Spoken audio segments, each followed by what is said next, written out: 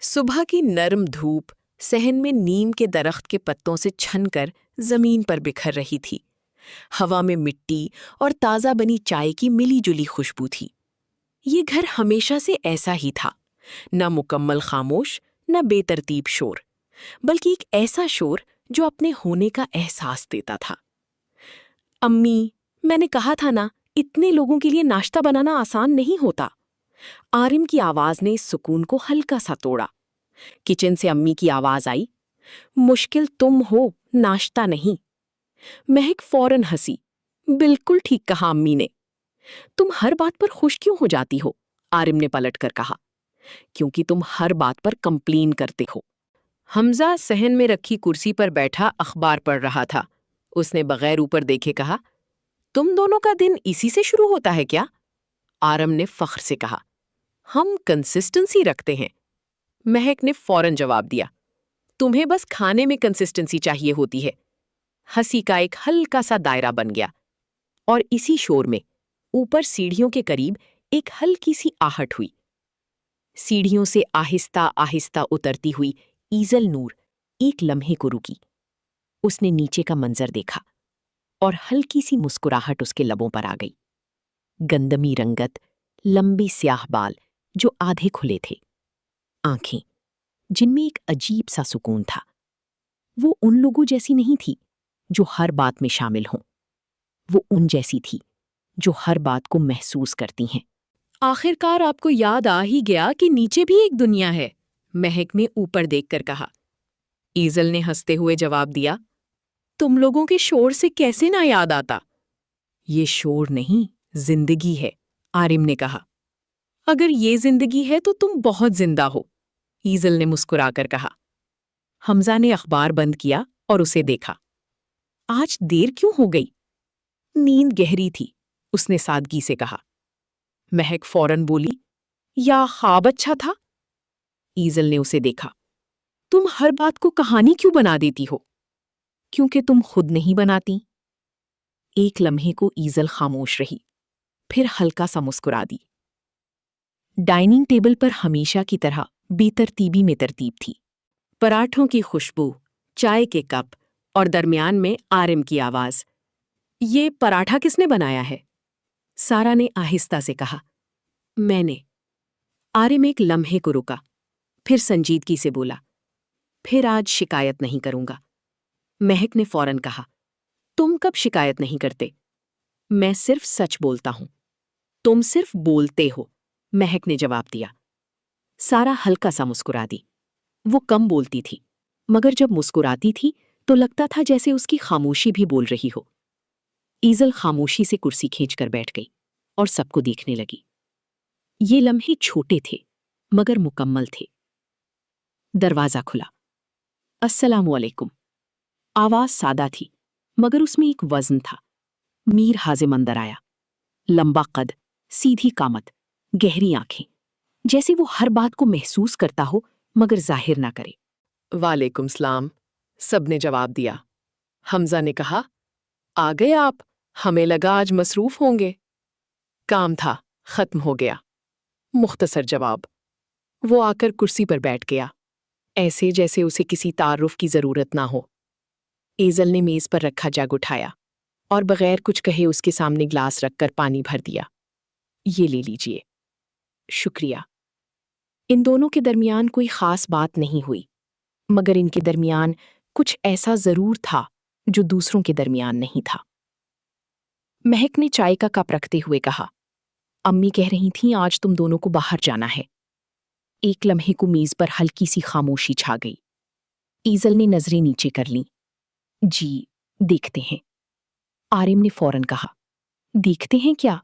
بچپن سے طے ہے سب۔ تم ہر بات میں کیوں بولتے ہو؟ ایزل نے کہا۔ کیونکہ مجھے سب کا فیوچر عزیز ہے۔ تمہیں اپنا حال دیکھنا چاہیے، مہک نے کہا۔ ہنسی پھر سے پھیل گئی، مگر اس ہنسی کے پیچھے ایک حقیقت بھی تھی۔ ایزل اور میر حازم، ایک ایسا رشتہ جو ہمیشہ سے تھا مگر کبھی پوری طرح جیا نہیں گیا۔ ناشتے کے بعد سب لان میں آ گئے۔ ہوا ہلکی تھی اور گھاس پر دھوپ کے ٹکڑے بکھرے ہوئے تھے۔ آج کھیل ہوگا، عارم نے اعلان کیا۔ میں نہیں کھیل رہی، مہک نے فوراً کہا۔ تم ویسے بھی نہیں کھیل سکتی۔ میں تم سے بہتر ہوں، بس دکھاتی نہیں۔ یہ بات تم خود کو ہی سمجھا سکتی ہو، حمزہ نے مسکرا کر کہا۔ تم دونوں کا کبھی فیصلہ نہیں ہوگا۔ سارا ایک طرف بیٹھ گئی۔ ہاتھ میں کتاب تھی مگر وہ پڑھ نہیں رہی تھی، وہ سب کو دیکھ رہی تھی۔ ایزل بھی وہیں کھڑی تھی، اس کی نظر سب پر تھی، مگر دل نہ جانے کیوں آج کچھ زیادہ محسوس کر رہا تھا۔ اور دور میر حازم خاموش کھڑا تھا، ہمیشہ کی طرح، مگر شاید آج وہ بھی صرف دیکھ نہیں رہا تھا۔ لان کے ایک کونے میں سارا بیٹھی تھی، ہاتھ میں کتاب کھلی تھی مگر نظریں اس پر نہیں تھیں۔ وہ اکثر ایسا ہی کرتی تھی، کتاب کھول لیتی مگر پڑھتی کم تھی۔ حمزہ اس کے قریب آ کر رکا۔ آج کتاب صرف دکھانے کے لیے ہے؟ سارا نے ہلکا سا چونک کر اسے دیکھا۔ آپ کو کیسے پتا؟ کیونکہ تم صفحہ بدلے بغیر کافی دیر سے بیٹھی ہو۔ وہ مسکرا دی، ہلکی دھیمی سی مسکراہٹ۔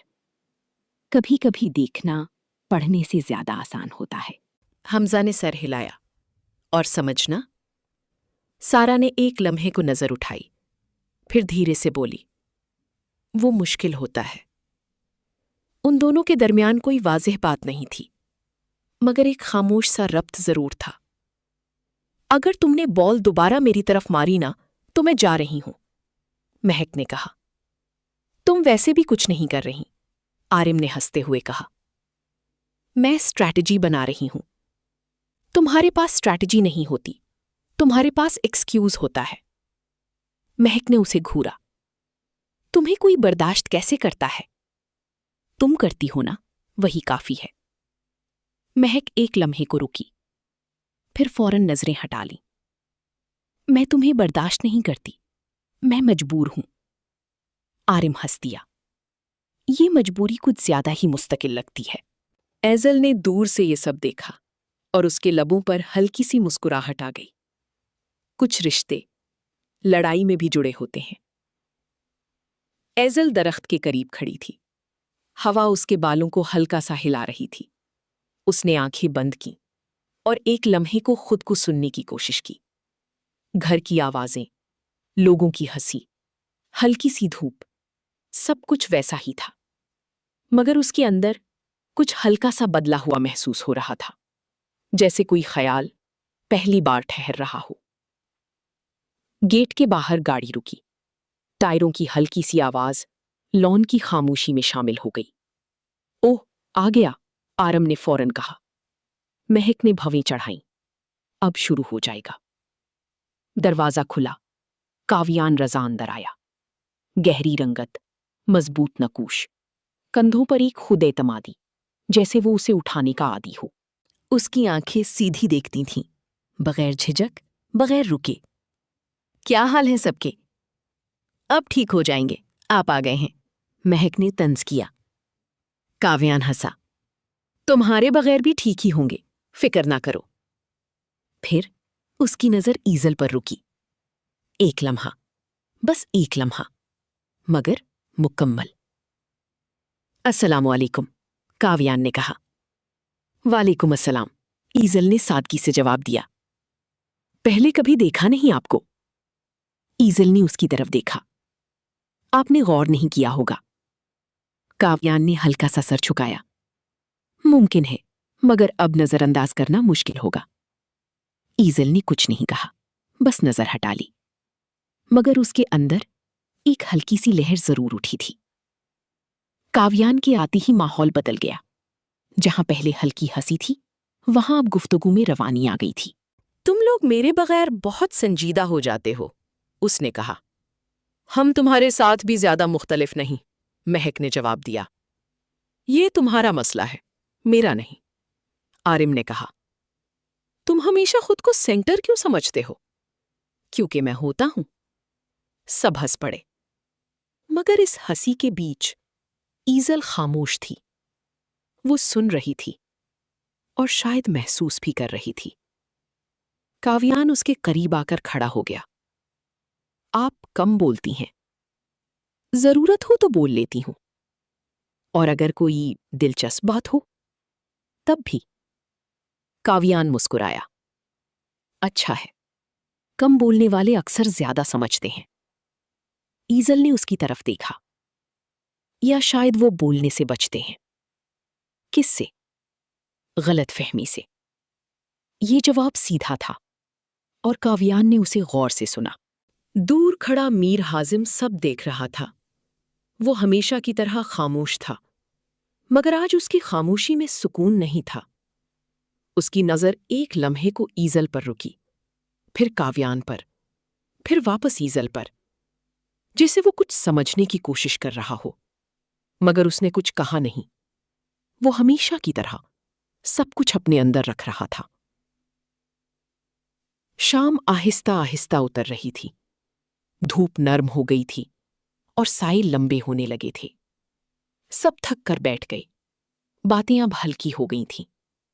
ایزل ایک طرف کھڑی تھی اور اس کے چہرے پر وہی سکون تھا، مگر آنکھوں میں ایک نیا سوال شامل ہو چکا تھا۔ کاویان اس کے قریب آیا۔ آواز دھیمی تھی مگر واضح۔ آپ میں ایک بات ہے۔ ایزل نے اس کی طرف دیکھا، جو فوراً سمجھ نہیں آتی۔ ایک لمحہ رکا، مگر جب سمجھ آ جائے تو نظر ہٹتی نہیں۔ خاموشی۔ ایزل کے پاس جواب نہیں تھا، یا شاید وہ دینا نہیں چاہتی تھی۔ دور میر حازم کھڑا تھا۔ اس نے یہ سب مکمل نہیں سنا، مگر دیکھا ضرور تھا، اور بعض اوقات دیکھ لینا ہی کافی ہوتا ہے۔ اس کی نظر ایک لمحے کو ٹھہری، پھر اس نے جیسے خود کو روکا اور نظریں ہٹا لیں، مگر اس بار یہ اتنا آسان نہیں تھا۔ رات ہونے لگی۔ گھر کے اندر روشنی جل گئی۔ سب اپنے اپنے کمروں کی طرف جا رہے تھے۔ ہنسی اب دھیمی ہو گئی تھی۔ ایزل کھڑکی کے پاس کھڑی تھی اور باہر دیکھ رہی تھی۔ اسے خود سمجھ نہیں آ رہا تھا کہ آج کیا بدلا ہے، مگر کچھ بدلا ضرور تھا۔ میر حازم اپنے کمرے میں تھا، خاموش۔ اس کے سامنے کتاب کھلی تھی، مگر وہ پڑھ نہیں رہا تھا۔ اس کے ذہن میں صرف ایک منظر تھا، ایزل، اور اس کے پاس کھڑا کوئی اور۔ اس نے آنکھیں بند کیں اور پہلی بار اسے لگا کہ شاید وہ کچھ کھو سکتا ہے۔ رات مکمل ہو چکی تھی۔ گھر خاموش تھا، مگر اس خاموشی میں بھی آج کچھ مختلف تھا۔ کوئی وعدہ نہیں بدلا تھا، کوئی رشتہ ٹوٹا نہیں تھا، مگر ایک احساس پہلی بار جگہ بنانے لگا تھا۔